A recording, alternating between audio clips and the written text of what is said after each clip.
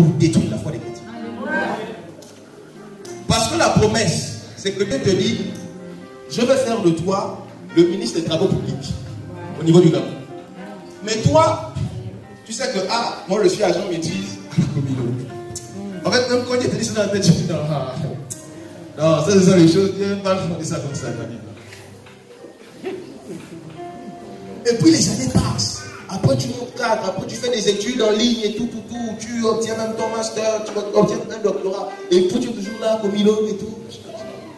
Et puis après, tout d'un coup, parce que tu es resté fidèle à Dieu, il dit ok, maintenant il est temps que la vérité s'accomplisse. La réalité ne pourra jamais changer la vérité. La vérité, c'est ce que Dieu t'a dit, ce qu'il t'a promis. La réalité, c'est ce que tu vis. Ce que Dieu te dit sera toujours au-dessus de ce que tu vis. Il faut que tu comprennes ça. Satan veut toujours, vous voyez, les hommes qui sont incrédules, ce sont des gens qui ont trop conscience de la réalité.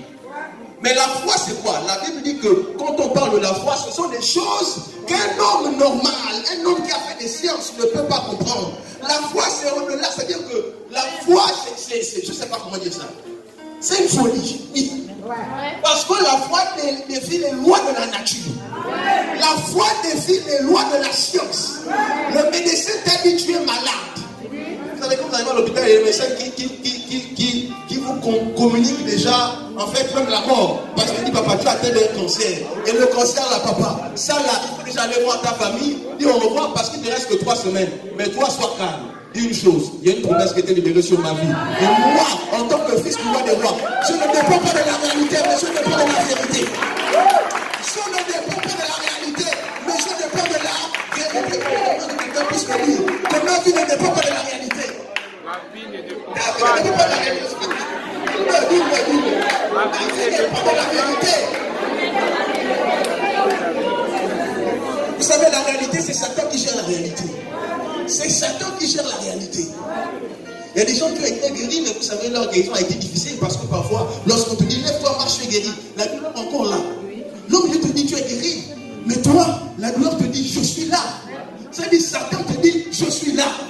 Et il faut que tu arrives à dominer sur la réalité pour dire que malgré la douleur que je ressens, je m'accroche à la vérité et j'accepte de croire que je suis guéri. Parce que par le nom précieux de Jésus, je suis guéri. Combien de personnes sont venues à l'église malades et sont sorties du culte guéries? Combien de personnes ont déjà vécu ça, cette expérience? C'est-à-dire que tu arrives au culte, tu te sentais mal. Et puis quand tu sors ici, tu es guéri. Lorsque tu venais ici, tu avais avec toi la réalité. Mais quand tu es venu, tu as rencontré la vérité. Aucune réalité ne peut dépasser la vérité. Parce que la vérité, c'est Dieu. C'est pourquoi je dis, je suis le chemin, la vérité et la vie. Il y a ton passé, accroche-toi à la vérité. Accroche-toi à la vérité. Accroche-toi à la vérité. Vous savez, la réalité, c'était que Joseph était un pauvre. Joseph n'était qu'un jeune homme. Joseph se retrouve en prison. Vous savez, ça arrive à tout le monde. Il y a des moments là où, quand tu es dans ta chambre, quand tu souffres, tu es là, tu dis, en fait, tu reprends ce que Dieu t'a dit, les promesses là. Tu dis, non. Donc parfois, Dieu, c'est comme si, c'est juste pour rire, quoi.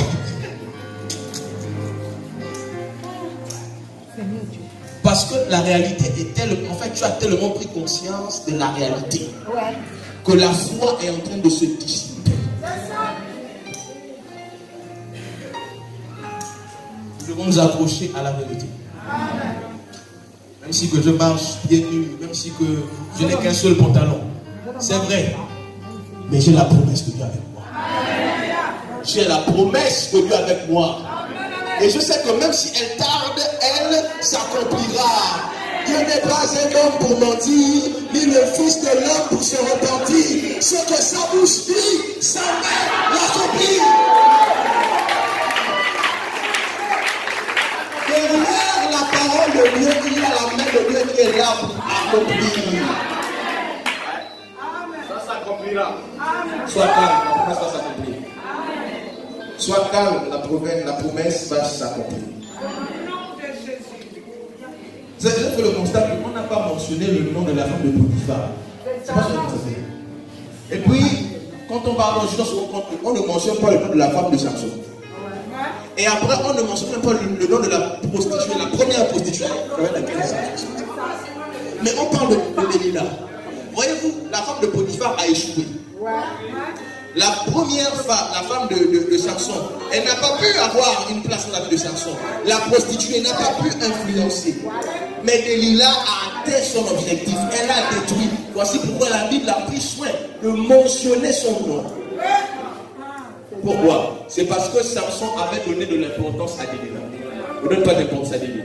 Ne donne pas. Quel que soit son rôle dans ta vie, ne lui donne pas l'importance. Refuse de donner l'importance à Delilah. Et vous savez, Delilah travaille aussi avec le temps. Delilah, ce n'est pas le premier jour où elle a réussi à voir Samson. Elle a pris du temps. Parce que si tu es conscient de ce qu'il y a une Delilah dans ta vie, chasse-la maintenant, n'attends pas demain. Parce que peut-être que demain, c'est là où, en fait, les ciseaux sont déjà à côté de tes cheveux. Et que demain, elle va seulement couper. Mais si aujourd'hui tu la chasses, tu vas conserver ton alliance. Il y a des gens qui disent souvent, ah non, le péché là, non. En tout cas, c'est pour la dernière fois, demain je vais arrêter. Donc je vais faire un travail là, je vais me séparer de ça. Ah, dans la colère aussi. Non, si tu es conscient de ce que Delilah est dans ta vie, c'est maintenant. Oui, c'est maintenant. C'est pas demain.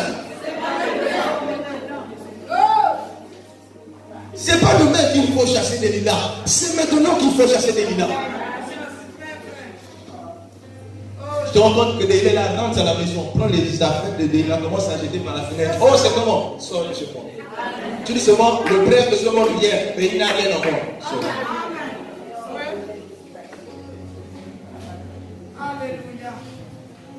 Delilah doit libérer.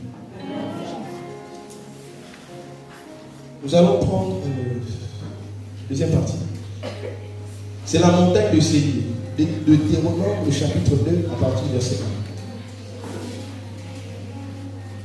1. Deutéronome, le chapitre 2, à partir du verset 1. Seigneur, aide-moi à terminer, parce que je termine. Deutéronome 2, le verset 1. La Bible dit: nous tournâmes et nous partîmes pour le désert, par le chemin de la mer Rouge, comme l'Éternel me l'avait ordonné. Nous suivîmes longtemps les contours de la montagne de Séir. L'Éternel me dit: vous avez assez suivi les contours de cette montagne, tournez-vous vers le nord. Donne cet ordre au peuple: vous allez passer à la frontière de vos frères, les enfants d'Ésaü, qui habitent en Séir.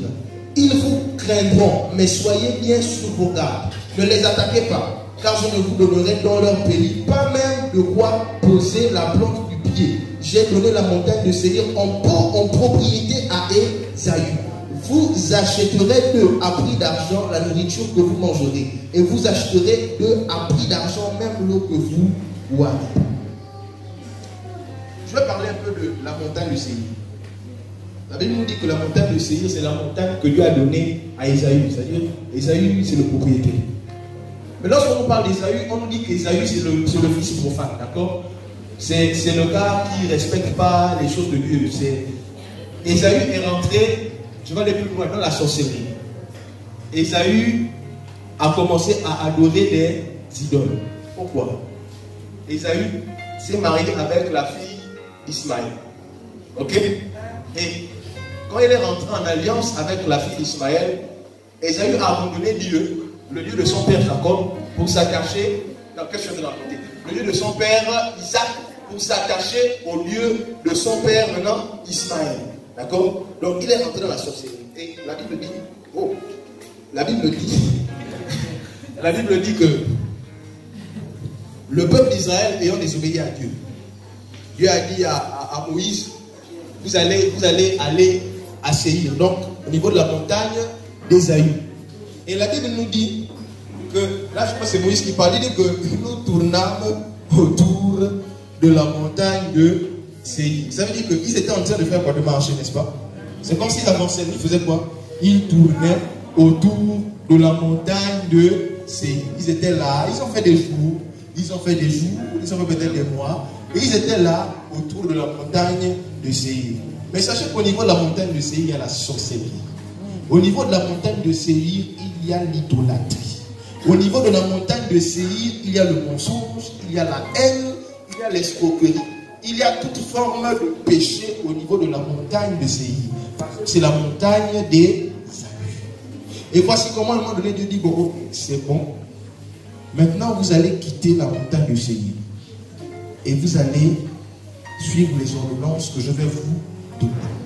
Voyez-vous, lorsque quelqu'un vit avec le mal, la personne a tendance à croire qu'elle avance, mais elle est en train de tourner autour de la montagne de Séir. Ça veut dire que tu tournes en rond, aucune progression dans ta vie. Il y a des gens qui ont l'impression qu'en fait leur vie est devenue comme une routine. En fait, c'est la même chose. Il n'y a pas d'évolution avec Dieu, pas de nouvelles révélations, pas de nouveaux exploits, pas de nouveaux miracles. Sache que tu es en train de marcher et tu es en train de tourner autour de la montagne du Seigneur. Tu viens à l'église, hein? Tu viens à l'église. Certains parfois vont hyper encore leur dit, certains d'autres encore leur dit. Mais ils savent que quand ils rentrent à la maison, ils commettent des actions qui attristent le cœur de Dieu. Sache que tu es en train de tourner autour de la montagne du Seigneur. Plus d'évolution. Le péché t'emmène à tourner, en fait, c'est comme ça, devient comme un rond-point. Et puis, qu'est-ce qu'on a, tu tournes. Tu tournes. Parce que, parfois, les gens disent, oh Seigneur, pardonne-moi, j'ai péché. Après, c'est comme une routine. Tu recommences encore le même péché. Oh, c'est pour la dernière fois. Après, tu marches encore avec les mêmes amis. Tu continues encore à aller en boîte. Tu continues encore à escroquer les gens. Tu continues encore à mentir. Oh Seigneur, c'était pour la dernière fois. Tu es venu pleurer à l'église. Après, quand tu sors, tu continues encore. Je veux dire à quelqu'un ce matin, quitte la montagne de Séir. Va plus loin.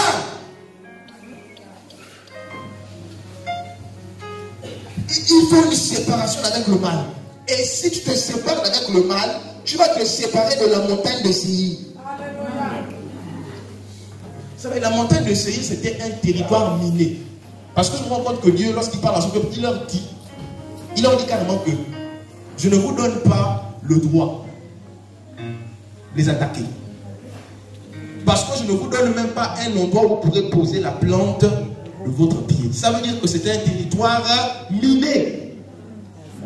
Il y avait des autorités, il y avait des principautés, il y avait des dominations qui étaient là en ce lieu.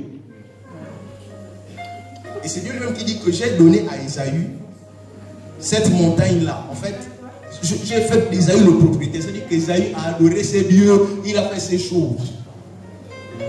Et il dit, Dieu dit au peuple d'Israël, je ne vous donne pas l'autorisation d'aller les combattre. Et ce que j'ai compris, c'est qu'il y a des combats qui ne valent pas la peine. Même si c'est vrai, tu as reçu l'autorité et la domination, avant d'aller combattre, demande à Dieu. Il y a des endroits où, non, on ne cherche pas à aller. Dieu ne veut pas. C'est-à-dire là-bas, Dieu ne t'a pas donné l'autorité. Ça, c'est pour eux. Continue ton chemin.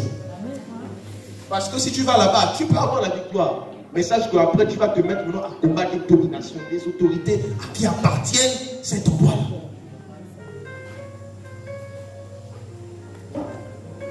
Vous savez, là où Satan est invoqué, hein, là où les gens font des incantations en un lieu, il y a des traces. Il y a des traces que Satan laisse. Et je vais aussi dire une chose. Si lorsque Satan est invoqué en un lieu, il y a des traces qu'il laisse. Sachez que lorsque Dieu est invoqué constamment, régulièrement en un lieu, il y a des traces que Dieu laisse dans cet endroit. Je pense que si les apôtres priaient aujourd'hui, on va dans la maison de Pierre, demain on va dans la maison de Jacques, après on va dans la maison de Jean, le Saint-Esprit aurait eu du mal à descendre. Mais la Bible dit qu'ils se retrouvaient tous les jours en un même lieu, en un même endroit. Les gars ils priaient, ils invoquaient Dieu et des traces étaient laissées. À chaque fois qu'ils priaient, il y avait des traces qui étaient laissées dans cette chambre-là. Au point où lorsqu'ils sont arrivés le dernier jour, lorsqu'ils ont prié, il y a eu une reconnaissance entre le ciel et la terre. Le ciel a reconnu l'endroit en disant oui, c'est vrai, dans cet endroit je suis adoré, il y a des traces que j'ai laissées. Le Saint-Esprit est descendu avec puissance et il s'est manifesté.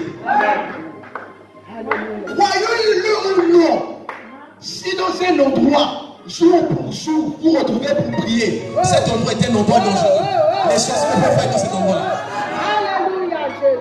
Parce qu'il y a des traces de la présence de Dieu. Il y a des traces, il y a des marques. Je crois lorsque Dieu est passé dans un endroit, il y a des traces de ses pas qui sont restées dans cet endroit. Lorsque Dieu est passé dans un endroit, il y a des traces de Dieu qui sont restées dans cet endroit. Parce que lorsque les hommes marchent, lorsqu'ils marchent, ils laissent les pas de leurs chaussures. On peut dire que ça c'est la chaussure de Gériel. Parce qu'on sait qu'il a un long pied. Et lorsque Dieu passe quelque part, il laisse des traces. Il laisse des traces. C'est pourquoi je vous permets de dire que dans cet endroit, il y a des traces. Vous savez, ceux qui ont les yeux de l'esprit, lorsqu'ils arrivent dans un endroit, ils peuvent vous dire que non, l'endroit là, c'est pas bon. Toi, tu dis, mais c'est non. Nous n'avons pas cette maison-là. Parce que depuis 3 générations, ce sont des sorciers qui invoquaient Satan qui ont vécu dans cette maison. Donc, si on vient ici, on va combattre de minuit à 6 h du matin. On va trouver une maison pour dormir. Et il y a d'autres, quand ils vont arriver, ils vont dire waouh, la maison coûte combien? Oh, on va acheter, ok, quel que soit le prix, on va acheter. Même s'il faut qu'on s'endette, on va acheter. Pourquoi? Parce qu'il sait, il est en train de voir des traces de la main de Dieu. Vous savez, en Israël, il y a un endroit qu'on appelle le mur des lamentations. En fait, à cet endroit, il y a des traces. Il y a des traces que Dieu a laissées. Vous savez, lorsque vous rendez dans un endroit pour prier, et que dans cet endroit, il y a des traces de la présence de Dieu, la prière que tu fais devient efficace. La réponse arrive plus vite. Pourquoi? Parce qu'il y a déjà une reconnaissance.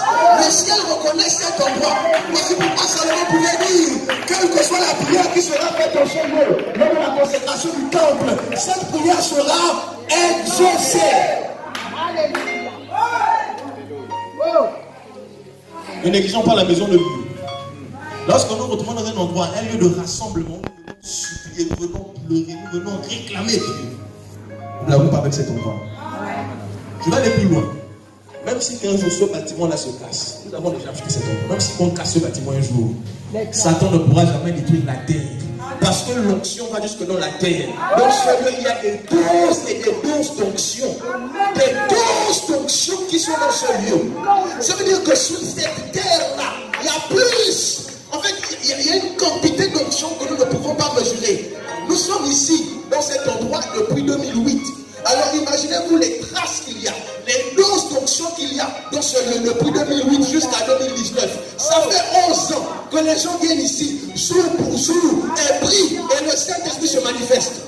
Il y a des doses d'onction dans ce lieu qui ne sont pas là. Il y a des doses d'onction dans ce lieu.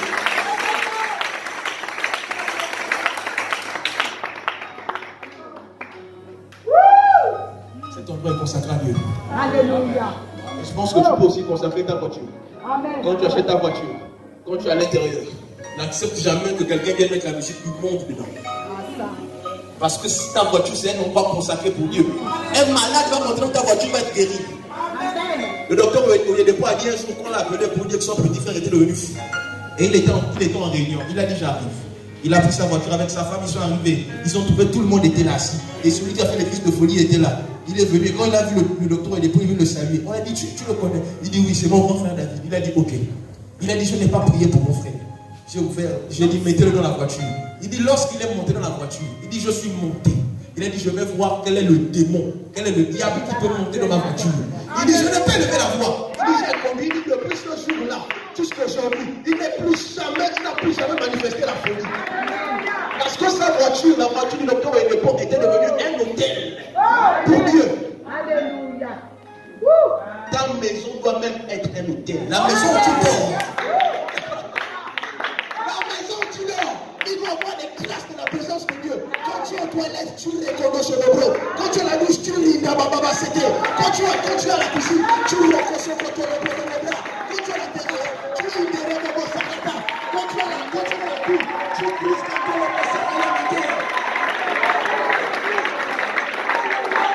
les sorciers passés, ils ont dit c'est une zone interdite. Passons. Zone interdite. Ils ont dit ça c'est une zone interdite. Pas passionnément. Ça c'est une zone interdite. Il y a des gens qui ne veulent plus monter dans ta voiture. Il y a des gens qui ne vont jamais accepter de monter dans ta voiture. Tu dois arrêter ça.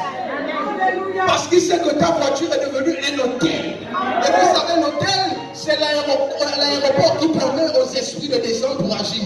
Donc, l'hôtel, c'est l'aéroport qui permet à Dieu d'envoyer les puissance pour pouvoir intervenir.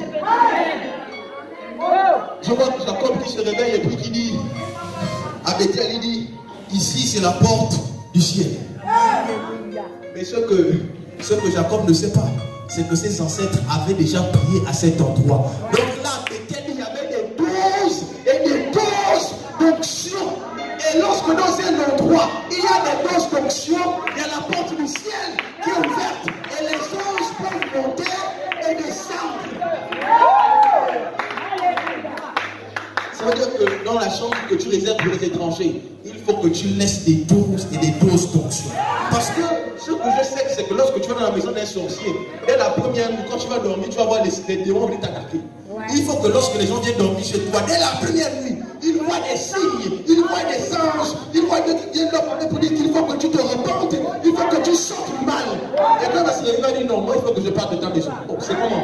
Non, ta maison là c'est un terrain miné. Ah bon? Oui. Mon cher, ici il y a des doses et des doses d'onction.